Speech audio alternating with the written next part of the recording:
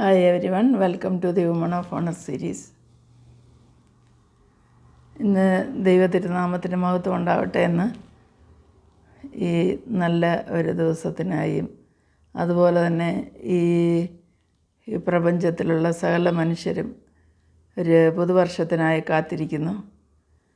ഓരോ മനുഷ്യൻ്റെയും ജീവിതത്തിൽ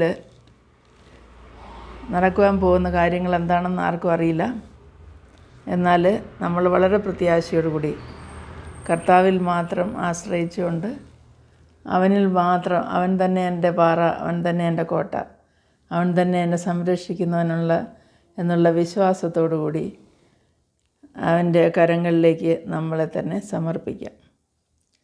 ഈ ലോകമെമ്പാടും ജീവിച്ചിരിക്കുന്ന മനുഷ്യർ, രോഗികളായിരിക്കുന്നവർ, അതുപോലെ തന്നെ ജീവിതത്തിൽ ബുദ്ധിമുട്ട് അനുഭവിക്കുന്നവർ, അനാഥരായിരിക്കുന്നവർ, ഇങ്ങനെ എല്ലാ പ്രയാസങ്ങളിലും കൂടി കടന്നു പോകുന്ന ജനത്തെയും ഓർക്കുകയാണ്.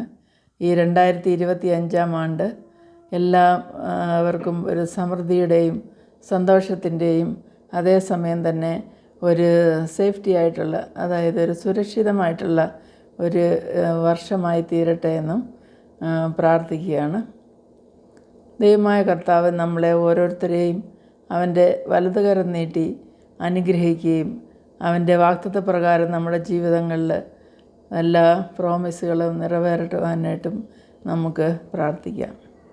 കർത്താവിൻ്റെ വരവ് ഏറ്റവും സമീപമായെന്ന് പറയുമ്പോഴും അതിൽ എത്രമാത്രം വിശ്വാസമുണ്ടെന്നോ അല്ലെങ്കിൽ കർത്താവ് വീണ്ടും വരുമോ എന്ന് പോലും ചിന്തിക്കുന്ന ഒരു സമൂഹത്തിൻ്റെ മധ്യത്തിലാണ് നമ്മൾ ജീവിക്കുന്നത്. എന്നാൽ അവൻ്റെ വരവേറ്റം അടുത്തുവന്ന് നമ്മൾ വിശ്വസിക്കുന്നു.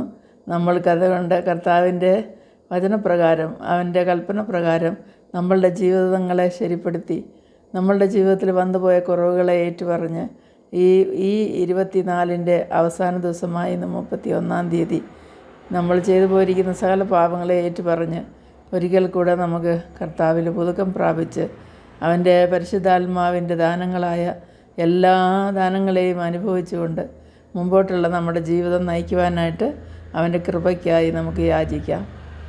എല്ലാവർക്കും നല്ലൊരു ദിവസം നേരുന്നു. എല്ലാവരെയും ദൈവം അനുഗ്രഹിക്കട്ടെ എന്ന് പ്രാർത്ഥിക്കുന്നു. Wish you all A very happy and prosperous new year 2025. Bye to all. Bye.